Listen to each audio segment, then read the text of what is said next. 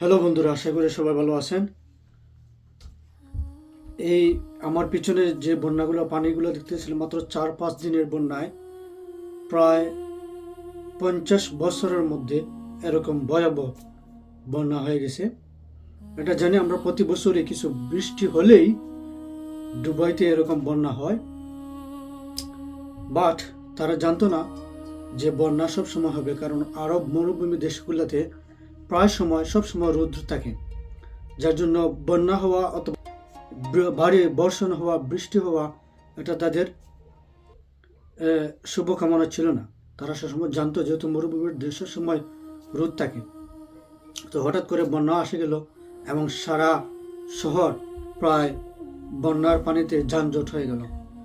তবে কর্তৃপক্ষের উচিত ছিল যে সময় তারা রাস্তাঘাট এবং বাড়িঘর বানায় সেখানে একটা যাতে ড্রেনেজ ব্যবস্থা করা হয়। হঠাৎ করে পানি যদি চলে আসে, বৃষ্টির পানি চলে আসে, এটা করা হয়।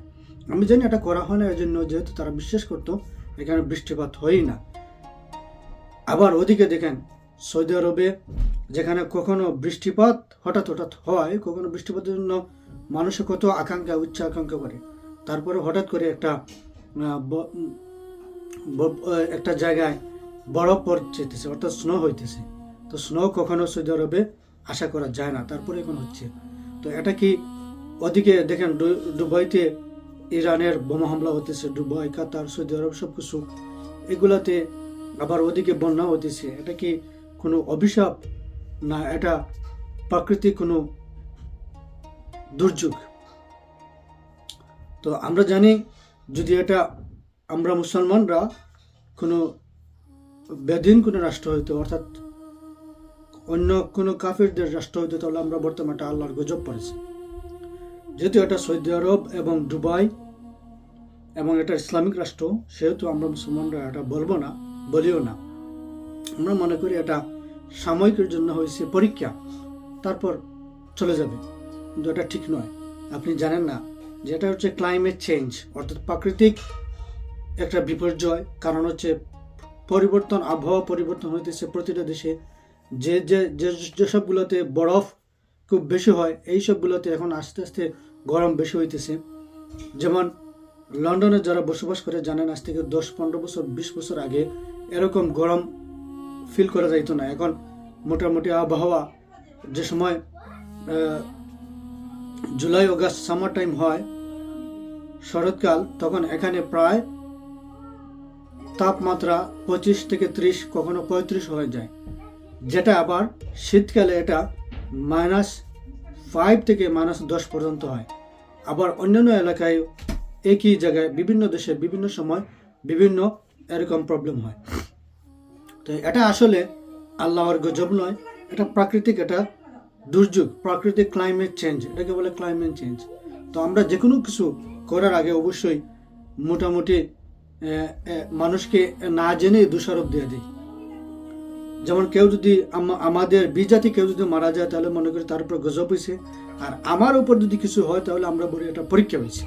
এটা আসলে আমাদের মধ্যে একটা দ্বিমুখী অবস্থা, এটা কিন্তু ভালো না। মানে আজকে এই যে অবস্থা, এই অবস্থা আমাদের দেশে হয়েছে। গত বছর আপনারা জানেন, গত বছর প্রতি বছর আমাদের দেশে বন্যা হয়, ভারত থেকে পানি ছেড়ে দেয় এবং প্রায় কয়েকটা জেলা প্লাবিত হয়ে যায়, কয়েক হাজার হাজার মানুষ মারা যায়, হাজার হাজার গরু প্রবাদী পশু মারা যায়। বিভিন্ন বন্যার কারণে বিভিন্ন ঘরবাড়ি ভেঙে নদীতে বিলিয়ে চলে যায়। এটা হচ্ছে প্রাকৃতিক দুর্যোগ, এটা কোনো গজব নয়, এটা কিছু নয়। এটা আপনার প্রতিরক্ষা করতে পারেন, প্রতিরক্ষা করার কৌশল আছে, আপনি আস্তে আস্তে প্রতিরক্ষা করতে হবে, অথবা অদূর ভবিষ্যৎ চিন্তা করতে হবে কিভাবে আমি এটা প্রতিরোধ করতে হবে। যেমন দুবাইতে বুর্জ খলিফার উপর এই যে আপনার বিভিন্ন বিদ্যুৎ প্রকম্পিত হচ্ছে, যেটাকে ভূমিকম্পের মতো হচ্ছে, তারপর হচ্ছে আপনার অন্যান্য যে আকাশের যে, এটা জানি না এআই বানিয়েছে কিনা, বাট এটা যে হয়েছে এটা আগে তাদের অবশ্যই তারা আগে ভেবেছে, সবকিছু করেছে। ভূমিকম্প হওয়ার পরেও যাতে বুর্জ খলিফা না পড়ে যায় সে ব্যবস্থা তারা করেছে, তারপরেও পড়ে যেতে পারে। প্রাকৃতিকের সাথে কেউ কখনো লড়তে পারবে না, লড়বেও না, কিন্তু আধুনিকের সাথে আপনি ইচ্ছে করলে পারবেন। যেমন দেখেন সৌদি আরব, দুবাই, বাহরাইন, কাতার সবকিছু আজকে আধুনিকতার ছোঁয়ায় তারা মোটামুটি এগিয়ে চলে যাচ্ছে। আমরা বাংলাদেশ খুবই পিছনে আছি। ইন্ডিয়া একটু এগিয়ে চলে যাচ্ছে, পাকিস্তান মোটামুটি আছে, তারপরেও তাদের দেশের অবস্থা খুবই খারাপ। আফগানিস্তান তো মাশাআল্লাহ সবাই বলবে এখন খুব ভালো আছে, বাট আপনি যদি বাস্তবে দেখেন, বাস্তবে কিন্তু ভালো নেই, কারণ তারা পৃথিবীর অনেক দেশের সাথে সামঞ্জস্য তাদের নেই। তারপর হচ্ছে ইরানের অবস্থা। ইরানের অবস্থা এখন দেখেন খুবই খুবই খারাপ অবস্থা, কারণ তারা যতটুকু পারতেছে তারা একটা পৃথিবীর মধ্যে মহাপরাক্রমী শক্তিধর আমেরিকার সাথে যুদ্ধ করতেছে। তারপর 2 নম্বর হচ্ছে ইসরায়েলের সাথে যুদ্ধ করতেছে। তাদের সাথে সারা পৃথিবীর বিভিন্ন মানুষ ইসরায়েল এবং আমেরিকার সাথে আছে, তারপরেও তারা টিকিয়ে আছে, কারণ হচ্ছে তারা আধুনিকতার সাথে কিছুটা তারা তাল মিলিয়েছিল, কিন্তু পুরোটা তাল মিলে নেয়। যদি তারা পুরোটা তাল মিলাইতো তাহলে তারাও মোটামুটি আধুনিক প্রযুক্তি আরও এগিয়ে যেত। জানি না এই যুদ্ধ কতদিন থাকবে, আমরা চাই এই যুদ্ধ শেষ হোক। আর এই যে বিভিন্ন বন্যা প্রকৃতি আসে, তারপরে আপনার এই কখনো কখনো বিরাট রোদ আসে, কখনো কখনো আপনার হঠাৎ করে বন ফায়ার চলে আসে, যেটা আগুন লেগে যায়। এইসব কিছু একটা প্রাকৃতিক দুর্যোগ, কারণ এটা হচ্ছে ক্লাইমেট ক্লাউড। কারণ সৌদি আরব, দুবাই, বাহরাইন, মিডল ইস্টের যত দেশ আছে সব দেশে আমরা জানি বালুকাময় দেশে ওই দেশগুলোতে গরম খুব বেশি হয়। তারপরও প্রাকৃতিক চেঞ্জের কারণে, প্রকৃতিক ক্লাইমেট চেঞ্জের কারণে পৃথিবীর অনেক জিনিস কি করতেছে, চেঞ্জ হইতেছে।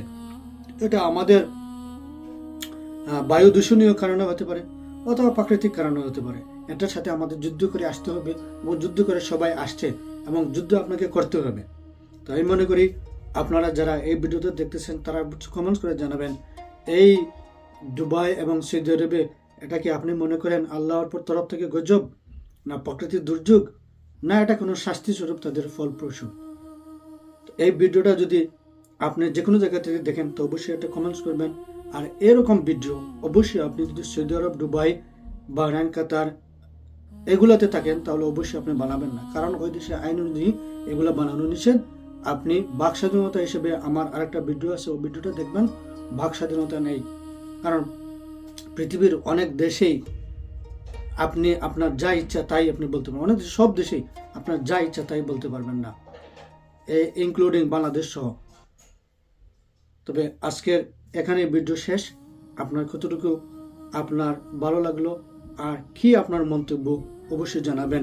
আর আরব আমিরাত এবং সৌদি আরবের কর্তৃপক্ষের কাছে আমি জোর দাবি জানাচ্ছি, আপনারা যেন অদূর ভবিষ্যতে এবং বর্তমান থেকে যে এরকম বিল্ডিং বানান, রাস্তাঘাট বানান, সাথে একটা ড্রেনেজ ব্যবস্থা করবেন। যদি ড্রেনেজ ব্যবস্থা থাকে তাহলে তো ভালো, প্রতি রাস্তার অর্ধেক কিলোমিটার পর পর অথবা 100 যদি 100 ইয়ার্স পর পর প্রতিটা রাস্তায় গ্যাপ দিয়ে দিবেন, রাস্তা যাতে পানিটা সরাসরি ড্রেনে চলে যায়। আর ড্রেনের ব্যবস্থাটা খুব বড় করে করবেন, যাতে বিভিন্ন দেশের ড্রেনের ব্যবস্থা দেখবেন, যাতে আপনারা দেশ তো অনেক উন্নত আছে, অনেক পয়সা আছে আপনাদের দেশে, অনেক আপনারা বিনিয়োগ করেন, বিভিন্ন দেশে গিয়ে আপনারা বিনিয়োগ করেন, আপনার দেশেও ব্যবস্থা করবেন। এই দুর্যোগ ব্যবস্থা থেকে আপনারা নিরাপত্তা সব মানুষ ভালো থাকুক, শান্তি থাকুক, শান্তি কামনা চাই, ভালো থাকুন। এই সত্য বলে চ্যানেলটাকে সাবস্ক্রাইব করে সাথে থাকবেন। ওকে, আল্লাহ হাফেজ, আসসালামু আলাইকুম।